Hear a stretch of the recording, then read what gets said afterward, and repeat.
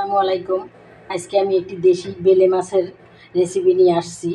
সেই জন্য আমার লাগবে এই যে কিছুটা আলু দিয়ে চচ্চড়ি করবো বেলে মাছের। এই যে তারপরে পেঁয়াজ কুচি দিয়ে দিলাম, হলুদ হাফ চামচ, হাফ চামচ মরিচ, হাফ চামচ জিরা, এক চামচ স্বাদ মতো লবণ, টমেটো, কাঁচামরিচ এটা দিয়ে দিলাম, কিছুটা আদা আর রসুন বাটা দিয়ে দিলাম।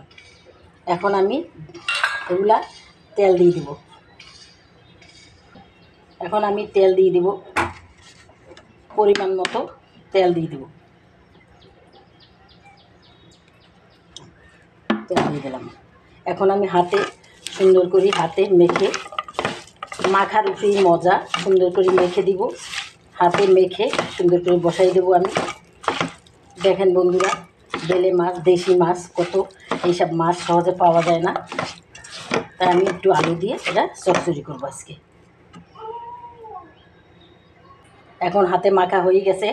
এখন আমি সামান্য পানি দিয়ে দেবো, বেশি পানি দেব না। বেলে মাছ নরম মাছ, অল্প একটু পানি দেবো, বেশি দেব না। মাখা চচ্চড়ি করবো, সেই জন্য অল্প পানি দেব। এখন আমি চুলাটা জ্বালিয়ে দেব। দেখেন আমার মাছটা কত সুন্দর হচ্ছে, বেলে মাছটা। এইসব মাছ এখন হারিয়ে যাচ্ছে। যেখানেই আমি দেখি এইসব মাছ, দেশি মাছ, আমি নিয়ে আসি। আমার মাছটা আর একটু হবে। দেখেন বন্ধুরা, আমার মাছটা হয়ে গেছে। এখন আমি ধনিয়া পাতা দিয়ে দেবো। ধনিয়া পাতা দিয়ে আমি 10 মিনিট পর মাছটা তুলে ফেলবো। হয়ে গেছে আমার মাছটা। দেখেন আপুরা, আমার এই চ্যানেলটা সাবস্ক্রাইব করে দেবেন, সবাই জানি দেখে আপুরা। আপনারা আমাদের পাশে থাকবেন, আমার পাশে থাকবেন, আমিও আপনাদের পাশে থাকবো। এখন আমি সার্ভ করব। দেখেন আপুরা, ভাইয়ারা, আমার মাছটা হয়ে গেছে। দেখেন, আপনাদের যদি আমার এই রেসিপিটা ভালো লাগে তাহলে আমাকে অনেক অনেক লাইক করবেন এবং শেয়ার করে দিবেন, মানুষ জানি আমার দেখে।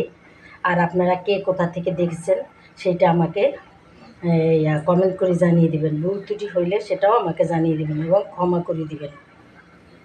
আসসালামু আলাইকুম।